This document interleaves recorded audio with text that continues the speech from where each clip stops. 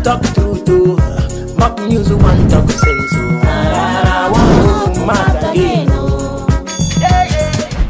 Yeah, my people, another day don't reach again for another strong interview. Interview who can shake the equation because this very man who I call meet so now somebody who they see for Facebook. The guy they worry like the way they worry. They talk about religion, they talk about a lot of things. Now let me say no, make a come meet her because Africa, I mean they confuse you. So we don't know the truth, we don't know the lies. So now let me they want to do interview for this period so that we'll know the real truth about religion. So in case you never know, my name is Pararan, one of Africa. I go hold him again, the first person to buy Maggie to take when you cooking us with the Wabokan and I can't team Magnoke Dave Wemuna. So more cut everything short. I deal with one of my bros. Abe bro, what do be your name again? My name is, let me first welcome you because I'm so happy to see you here, right here in Ghana and in Ghana. My name is GhanaMan. Yes, GhanaMan for short. The systematic universal patriotism campaigner. I'm a full-time campaigner campaigning for reviving the knowledge of patriotism with the concept of the Anthill, Pilolo, and then all centered on humanity. Yes. Yeah. So why you name yourself GhanaMan? You not get native name like the one your mama give you? Well, thank you very much. I do have native name, but then I don't value that name anymore. The only name that I value now is GhanaMan for the purpose of the campaign that I'm doing. So when I come, I see you hold this staff. Yeah. So what do you mean? Well, this is my patriotic staff. This staff carries the whole message that I'm preaching. What you see here is the Anthill. This is Anthill, yes. And it signifies the Anthill concept. These anthills are made by termite. Termite put themselves together and then build these hills. So the concept behind this hill is unity, teamwork, and determination. Yes. This eye you see here with an African map inside the eye, I call it the Pilolo concept. Pilolo. Pilolo. There is a Ghanaian sport, local called game called Pilolo. Yes. It is about hide and seek form of game. So the concept behind it is searching, discovery, and adding value to whatever we discover. So that's the Pilolo concept. That has to do with searching, discovering, and then adding value. The things you see here are called Adinkra symbol. This one is the heart. We must love ourselves as Africans. Yes. This one is called Akuben. Any time, it's like war horn. Akuben is war horn. Anytime you are called upon as an African, you should be ready to rise up. Okay. This one is interdependency, me down, also damn. We depend on one another. Yes. I am not much more than you, you are not more than me. We depend on each other. Yes. So interdependency. Yes. And this one is Jinyame. Jinyame is called Jinyame. Exactly. So this is my patriotic stuff. Jinyame and what mean peace or what? Jinyame makes unless God. Okay, but I see this very one where this symbol. This symbol. So I don't know what it means. It's the most popular, what do you call it, Adinkra symbol. That signifies Jinyame, which means unless God intervene. Okay. That's what it stands for. And at the back of the hill, you see the Ghana map here. Yes. So the whole thing is, if we are able to put all this concept together, the Anthill concept, which is unity, teamwork, and determination, we'll be able to put aside our tribal differences, political differences, religious differences, then we can build a better nation. To hell with all the political flags in Ghana. To hell with all the tribal flags. The most important flag supposed to be a Ghana flag. Exactly. Okay. And whilst Ghanaians are doing this, yes. Liberians are doing similar, Togolese are doing similar, Nigerians are doing similar. When we want to put the whole Africa together by spark. Everything. Exactly. So that's what it stands for. So thank you for the way you did tell us. Yeah. You be Christian or you be Muslim or you be tribal like herbalist or people would like know. Anyway, that's a wonderful question. GhanaMan is not affiliated with any religion, not affiliated with any political party, not affiliated with any tribe. I am a humanist. I refer to myself as a patriot and a humanist. Once you are a human being, we are good to go. So you're not a prey? No, I'm not a prey. I'm not a prey. No. I'm a conscious man. I'm a conscious man. Wow, now the first time. Yeah, I know the prey. So they follow you for Facebook. They see the kind things where you write for Facebook. Yeah. So you write one thing where I see. Yeah. You talk say Christianity and then be the most disrespectful people, and then lie the biggest lie. It's true. So when I hear that thing, I say I don't understand what you mean by say na Christianity na disrespect pass and na the na lie pass. Yeah. So what do you mean by that? Well, what I mean by Christianity is the most disrespectful religion, and I mean underline disrespectful religion is that it's one religion that came to meet other religions. You know, when you go down the record, even Hinduism is the oldest religion. Okay. Christianity came to meet other religions, but they project themselves as the most holiest religion. All other religions are false, and they have the audacity even to refer to the African tradition as fools, that those who worship idols are fools, such an insult to our ancestors. And so that's why I say they are the most disrespectful religion. Because when you look at all other religions, at least they have some reverence to their colleagues. For instance, the Islam's will refer to their Jesus Christ as a prophet. But for Christianity, they just don't regard any religion at all, and they could just insult any religion. And what do I mean by they tell the biggest lie? How could you tell me that human being gave birth to human being, that human being is God? It doesn't make sense. Just like my wife has given birth to my last born, that I called him Ghanaba. And then some years to come, people are referring to that my son as God. It doesn't make sense. It's the biggest lie so far. And then when you look at when you see, I've been a Christian before. All my life, I stopped going to church. Let me say about 5 years ago. So I had opportunity to read the Bible from Genesis to Revelation 3 times, and I was able to identify some of those lies. For instance, you and I were not there when they say Moses parted the sea into 2. We were not there, but today you know what sea is all about. Go to the shore and look at sea. That somebody divided the sea one day. Dark, crippled animals, babies went through. A sea comes between continents, not between towns. And they say someone divided the sea, and a group of nations went through a day. And according to the scripture, there was no miracle. So they just went to normal walking a day, and they crossed the sea. My brother, you and I are not supposed to be there. It's a big lie. Another lie is the Tower of Babel. Yeah. Gone were the days they were building with what they call clay and straw. Okay. In the 21st century, in which we are, that we have iron rods that are bigger than you and I. Have you seen any all those skyscrapers, any of them reaching the skies? No one. And then they tell you that the days that they were building with straws and bricks, they built up to the skies, and God have to get angry and come and distort everything that way. This is a big lie. And if God could get angry because his own people have built a tower, now we have spacecraft in the moon. God should have been more angry today than it was before. So these are the reasons why I said Christianity is the most disrespectful religion and tells the biggest lie. Wow. Yeah. According to one of your posts too, yeah. I see say you write something. Say for the continent of Africa, yeah. Say Christianity and Islam, say that they mislead us. So what do you mean by that? Say these two people, they mislead the continent of Africa. Thank you very much. You know, when you look at all the 7 continents that are doing so well, you realize that they still hold on to one religion or the other, but all of them are holding on to their indigenous religion. So even though I don't subscribe to the African religion, I believe that if Africans were to be following their indigenous religion, would have progressed long ago. Yes. But because of the introduction of these 2 super religions that came through violence, and they came to distort our mindset, they came to completely distort our mindset. That is why I refer to these 2 religions as the most dangerous religions that have affected Africa the most, because Islamic came first, and then Christianity also came first, and it came with a lot of deception. And one of the greatest deception is for you to keep believing that keep praying, God will come and attend to all your needs. Keep praying, one day we are going to heaven where there will be no pain, there will be no sorrow. Then I ask my fellow Christians, even on earth, if you are traveling to Europe, look at the struggles that you go through. And this person brings you a book, tells you that relax, keep praying. One day he's going to enjoy heaven with you. Yes. Man, we got to be critical thinkers to know that no, they are telling us a big lie. And so all these things has kept Africans waiting. So we are praying, everything we are praying. And we've been praying for centuries. Nothing is changing.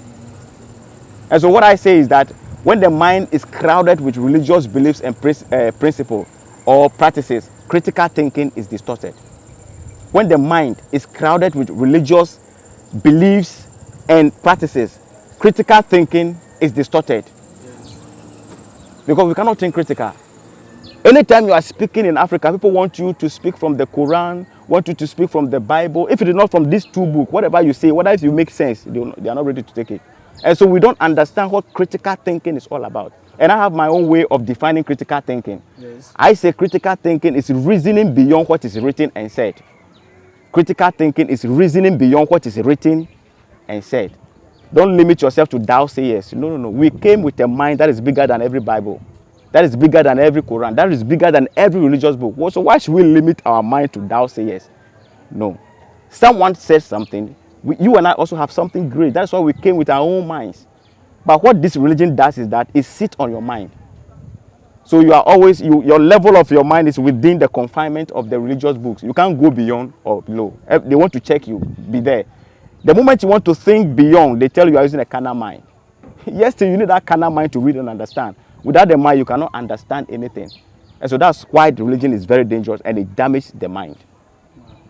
So for Nigeria, before I come, for Nigeria, because you write this thing too for your wall for Facebook. Say for Ghana, every street get like more than 10 to 15 churches. Even for Nigeria, anywhere you go, this will not be even street.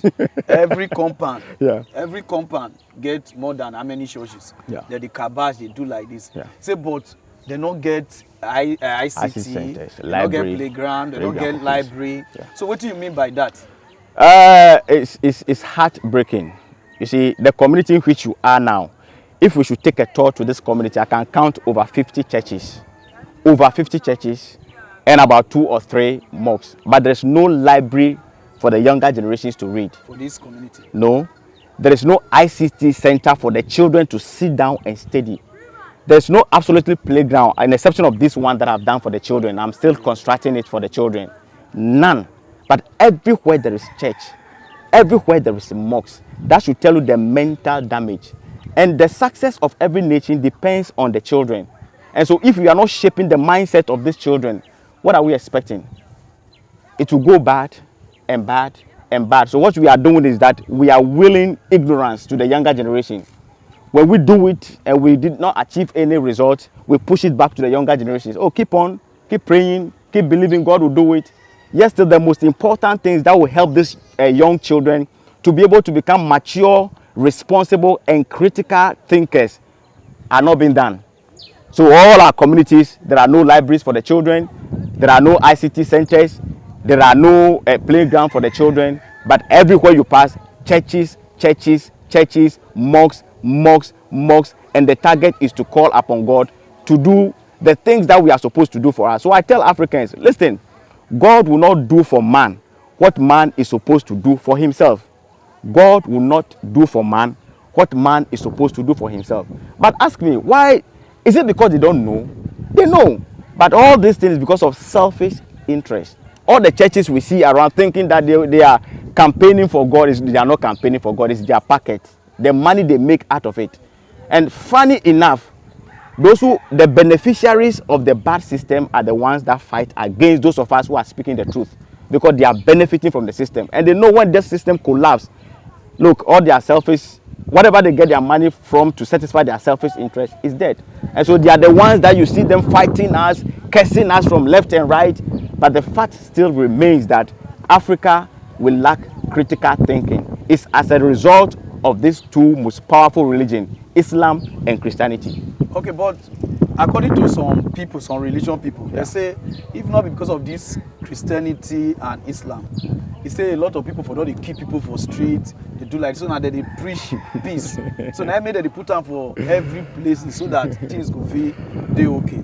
That is never true. You see, when you talk of morals, morals are inbuilt. We all know what is good or bad. You don't have to be a Christian or a Muslim to know the right from the wrong. We all know these things. The introduction of this religion, you know, most of the atrocities that have been committed in the past. No, you see, people don't study religious history. There are more killings in regarding to religion than it is now. For instance, when you go into the Bible, the Old Testament, where God ordered, according to the Israelites, God ordered them to go and kill the whole nation that does not believe in their God or that worship our God. And thousands of souls are being killed. Look, the world started with barbarism in the days of the primitive mindset where they were killing and other things. But look, as humanity grows and we become more enlightened and awakened, we set rules and regulations to govern our activities. And so those rules and regulations and the advancement of our minds, that is prevailing or that is preventing all these calamities from happening, not religion, not at all. Religion brings division. Especially the Christian religion and the Islamic religion are the two most stubborn religions that have divided the whole world.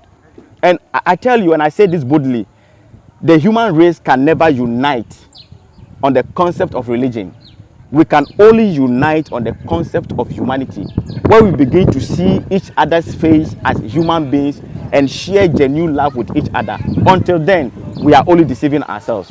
Okay. So it's never true. When they say that, it's never true. It's never true. So what do you mean when you talk say superstition will kill people of Africa? My brother, superstition will definitely kill people of Africa. Look. What do you mean by that? Because it is written in their various religious books that the devil is after them like a roaring lion. So my brother, you wake up and they hear a cock crow. They started praying shaka yaba yaba. A very beautiful natural bird with a big eye that flies in the night. The moment a religious person says, hey, shaka, look, superstition will kill them. The person can just look at you the way you are looking at him and say, oh, the pastor or the whatever has told him that they will meet this man. The way the man is looking at you means the ABCD.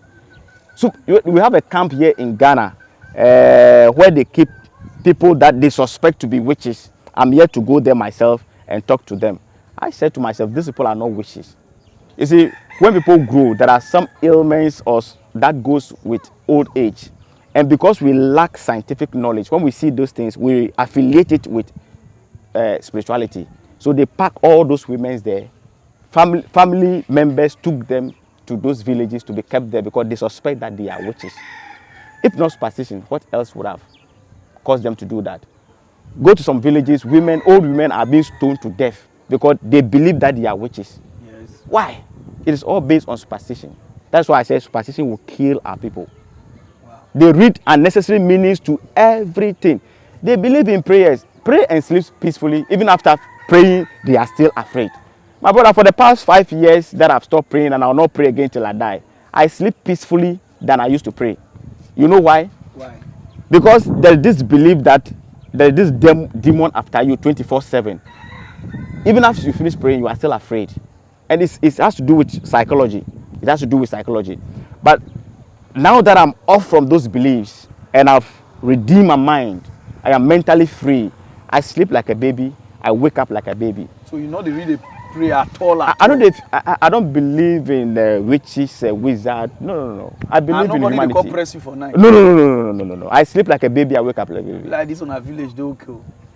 You talk about say where God did where God is stay when He created heaven and earth. Yes. See where they dwell. Yes. So what do you mean by that word? You see, all these questions are to trigger people to think about the lies surrounding religion. Because some will tell you that nothing exists without a creator. The underlying word is nothing. Yes. Nothing, which means God Himself. So if you tell me nothing exists without a creator, therefore this world has a creator and that creator is God, then I ask you, who created God Himself? That's a question mark. So I ask some of these questions so that people think critically, so that we keep opening our minds to look for answers, because there are many answers we don't know. For the fact that I don't know where the world comes from shouldn't mean I should lie.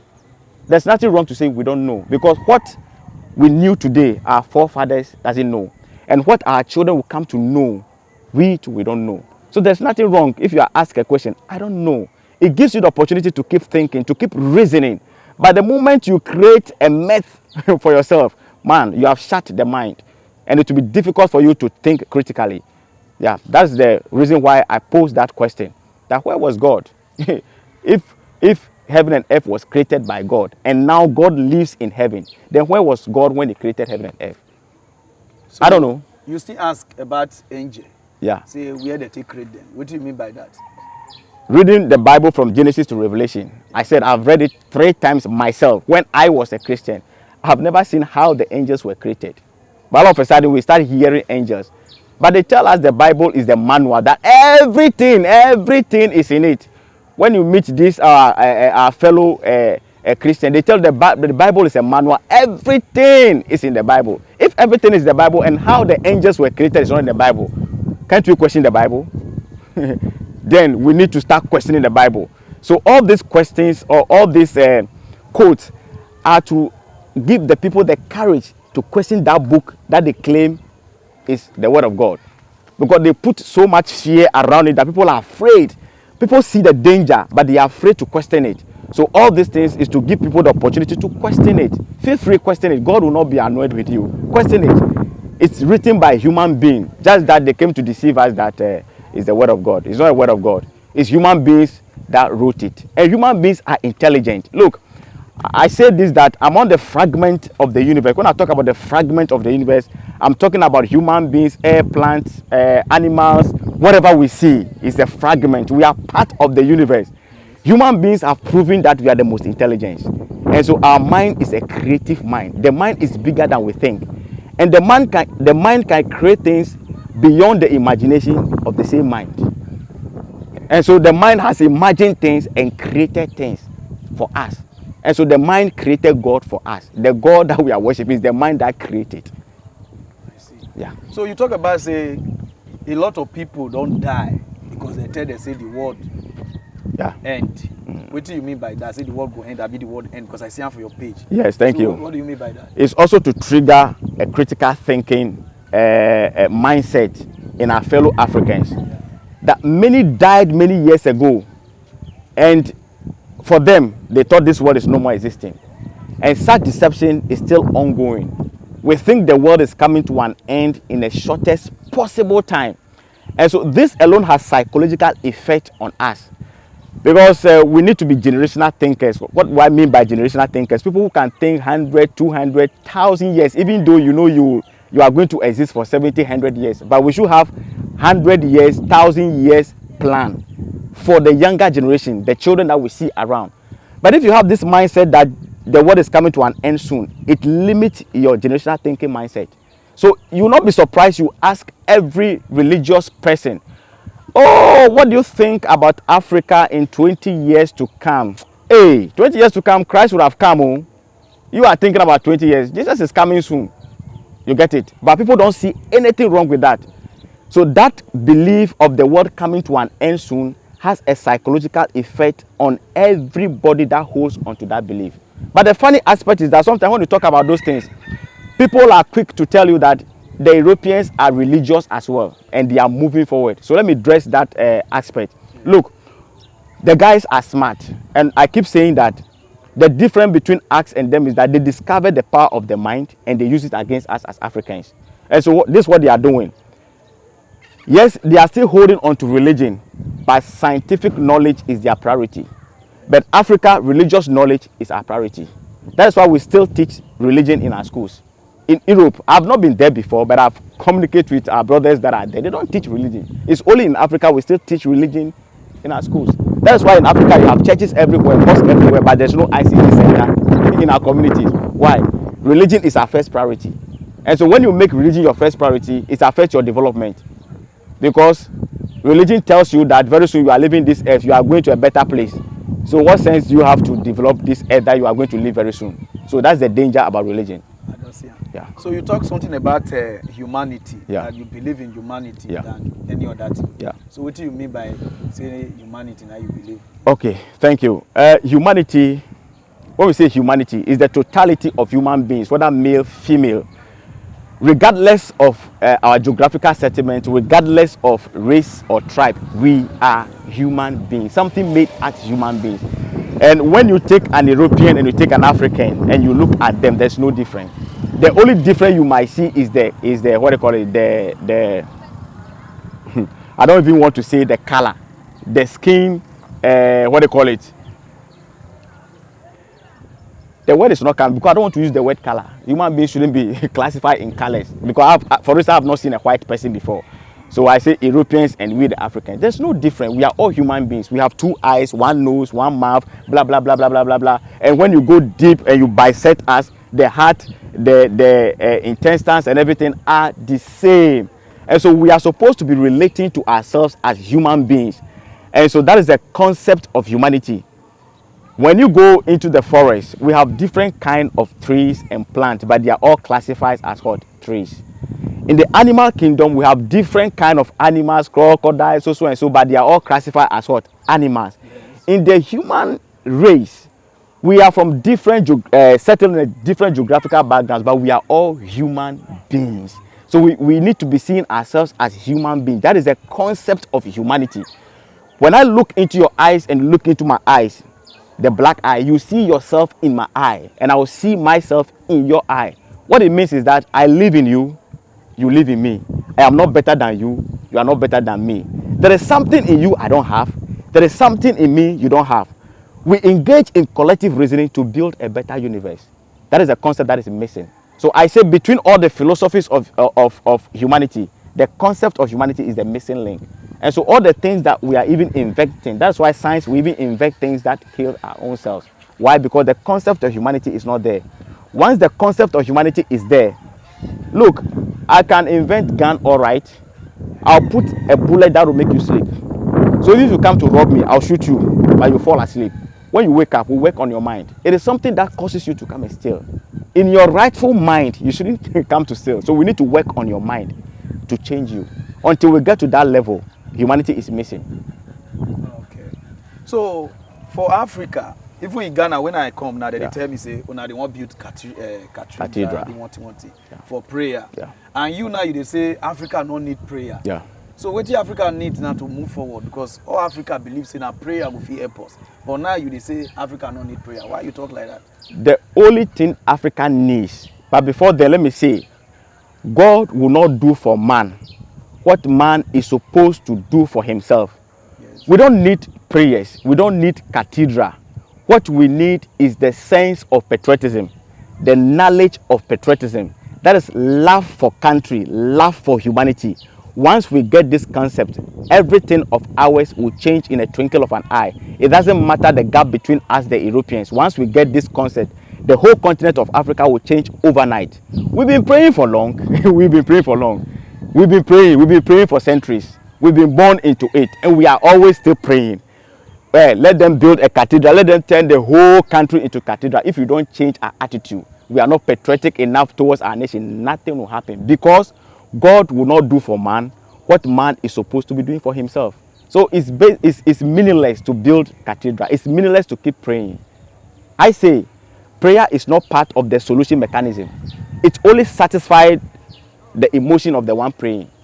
And so what it does is that, you know, sometimes you have a scar on you, and the surface of the scar is as if it's dead, but inward the wound is what is there. That's what prayer does. It makes you feel at peace, as if all your solutions are solved. But when you go back, the solution is waiting. The problems are waiting for you. So prayer does nothing. And I keep challenging people to tell me one thing that prayer does without the involvement of humanity. One thing, anybody who is hearing me, one thing that prayer does without humanity.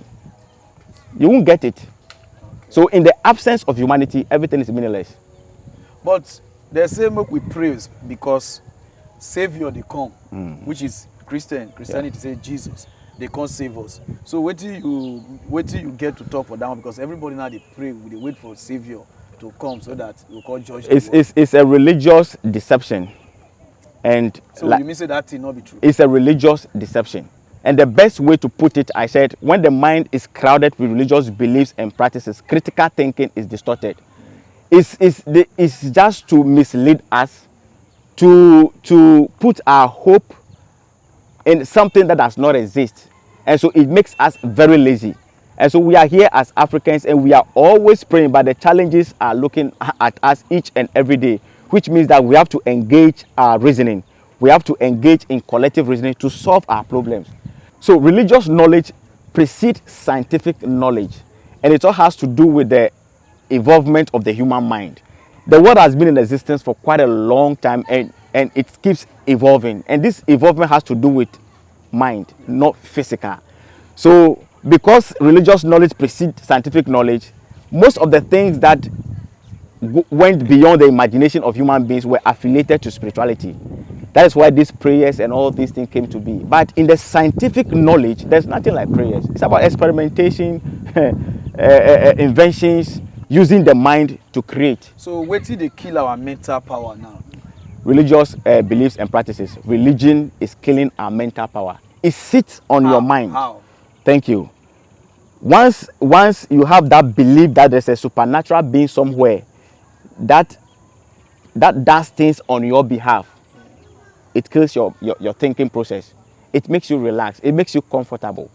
Once they make you aware that one day, it doesn't matter the challenges that you have here, the bad economy, the bad things that you are seeing here, one day there is a place prepared by that supreme being where you go, and there will be no weeping, everything, you walk on streets of gold. Once they put this concept in your mind, it makes you lazy. And it shuts that generational thinking mindset. So that's what it means. So, say Christianity, that they tell us, both all religion, that they tell us, say, now God now create everything. Yeah. But the same God need money in return. So why that God need money? You sure say now God really need those money? That should tell us that the God that we say we are worshiping is a man-made God. Simple, like that's what it means. It's a man-made God. I said this about, was it last month, and people were bashing me on Facebook. Why did I say that? I said, look, the God that we are worshiping is a man. Human beings created that God. That's why the God can do everything, but that God cannot create money for himself. Yes. So to answer that question, I tell you, it's a sign for us to know that the God we are worshiping is a man-made God. It is human beings that created the God. So now made the thing they need money. Look so.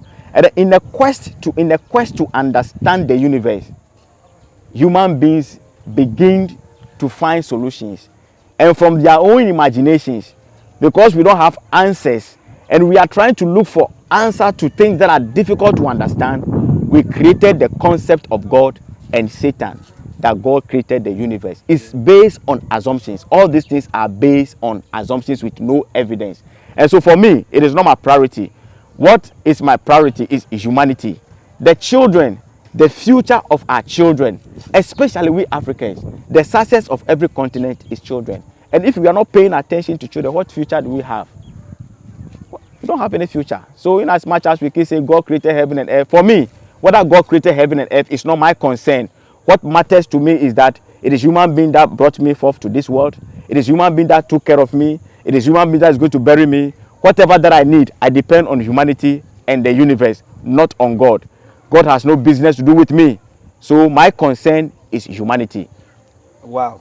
So according to what you post for Facebook, you say devil, which is all these beings there, they not get anything to do with human beings. No. So what do you mean by that? Who call they frustrate people who they just say you get problem, you get like this? Thank you very much for that question.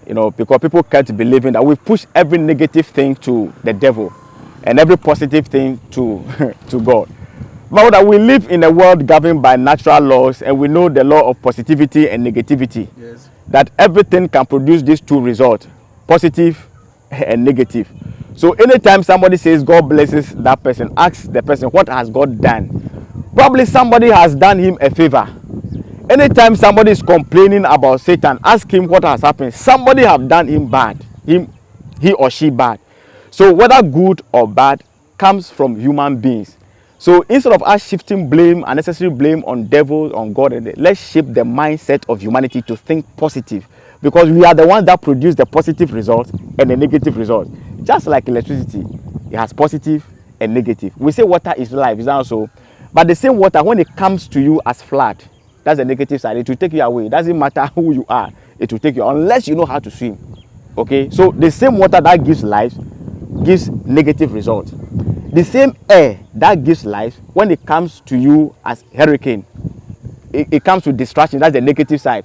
So human beings as we are, we produce negative results and then positive results. Why should we affiliate all the negative results to Satan, whilst we human beings are supposed to be responsible for our actions? So I say, as a patriot, as a humanist, I'm looking for that Satan to come and use me too. Why is he using others? He's not using me. If Satan really exists and using others, he should come and use me. I want him to come and use me. I've discovered my mind. I'm a conscious person. Anything I do to you, I think about it. I know that crossing that road depends on me. There's no grace that is going to help me, so I'm conscious. And in as much as I'm conscious, I'm also mindful of the unconsciousness of those around me. And consciousness is one of the knowledge that we need to know. It's a general knowledge we are supposed to share among ourselves. Because no matter how conscious I am, if the other person is not conscious enough, it comes back to affect me. So I have to be conscious of myself and be mindful of the unconsciousness of the other person. Without this, we blame Satan for nothing. And we affiliate things for God for nothing. Human beings are the center of the fragment of the universe. Everything woven around humanity. We are the good and the bad. Wow. So now a lot of pastors they tell you say God send them come God tell you say not do this, not do like this, not do like this. But according to the Bible they say nobody does see God. Yes. So all these people they speak on behalf of God. What do you get to tell them? I call it mental disorder. Mental disorder. They are suffering from mental disorders. Yeah. It's a serious ailment, and they cannot be blamed for it. You see, that part of the mind, that is the subconscious mind, that is where all our memories, all the stories that were once told rest there. So the way they paint Jesus to you or the angels to you if you sleep, that's the same way you dream about it and you see exact image of what they put there. So and because they got all those inspirations and other things from their religious books, it is sunk in the mind. And so when they sleep, the minds reflect back some of these images and they say they've seen God, they see angels. It's a mental disorder. They've not seen anything. Nobody has called them. It's a mental disorder. Okay. Simple as ABCD. That is why I see when a Christian dreams and he sees an angel, he will see those angels the way they portray the angels to him or her. No one has seen an angel before, but you see, they have those white image of angels. And the moment you sleep, that's the exact image you see. You will not see anything. With the wings. With the wings, even though no one has seen angels before. People even say they dream and they see Jesus Christ. Ask them the type of Jesus they've seen. The one that is painted nicely with a pointed nose, that actor. That's what the person will see. But no one has seen Jesus because they paint that image in the subconscious mind. So when you sleep, the subconscious mind reflects all your memories, your desire, and everything in the subconscious. It reflects it back.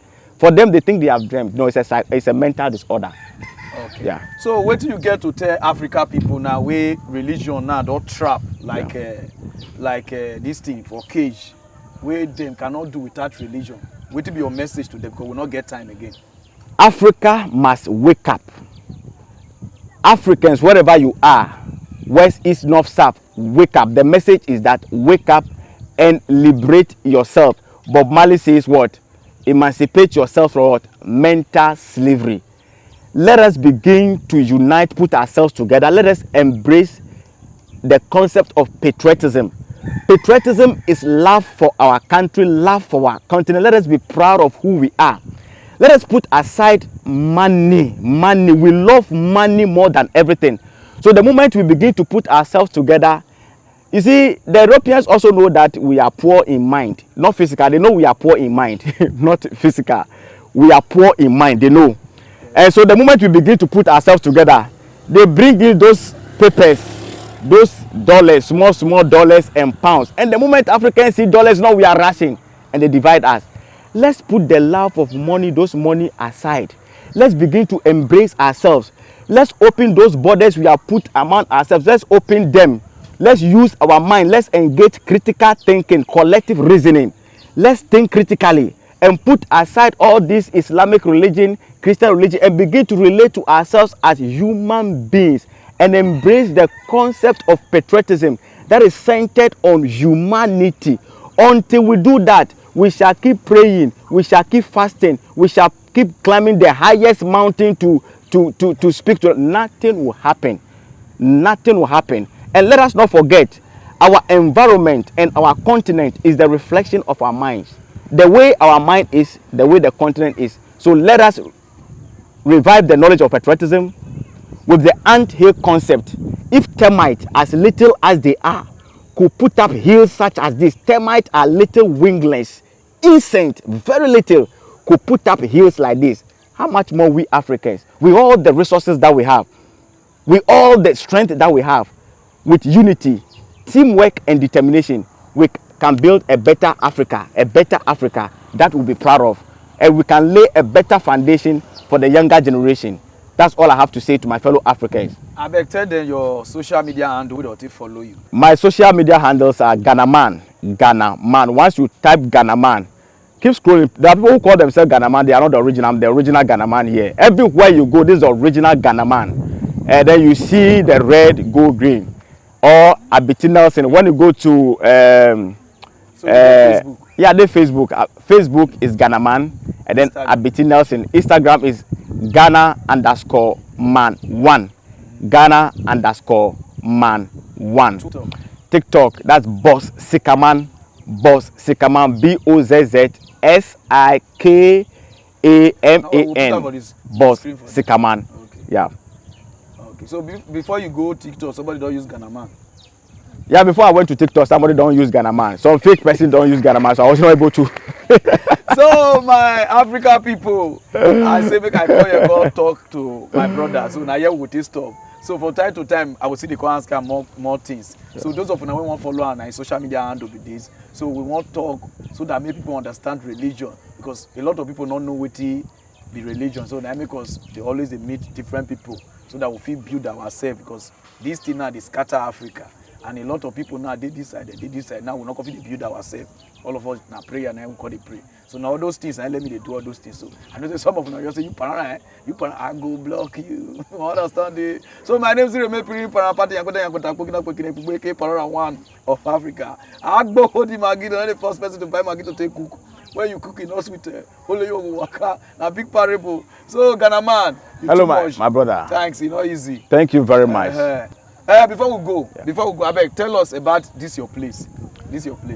Okay, so this place is called the Anthill site. Yes. The Anthill site, the first of its kind in the whole wide world.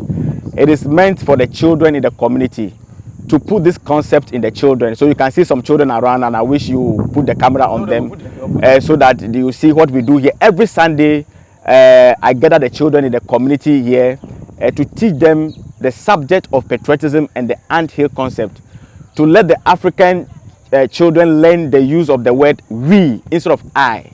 It is always better to use the word we, because I can never do anything, but in we stand. And so this site is meant for the children, a playground for children. It's also going to serve as a motivational center. Once they come here, we tell them that if termites can do this, how much more you little children? Yes. The continent is in your hands. So this site is called the Anthill site. And then the vision for this site is that it needs to be duplicated across the country or across the continent, so that similar thing will be happening across. And then we give ourselves 15 to 20 years to watch these children grow. And they are coming with a different mindset, a mindset that believes in unity, teamwork, and determination. And once we have these children, the future of Africa is secure. So this is the Anthill site. It's a tourist attraction center, a motivational center, and a playground for children. When it is done, we are going to surround the whole site with the African flag. All the 54 African flags will be surrounded, so that we put the Pan-Africanism in the young children, so that they can grow with that mindset. So what will be this place name now? The name of the Anthill site, Gada. This place is Kaswa Ofanko Gada. Kaswa Ofanko Gada in the central region, yes. So now you're in central region of Ghana.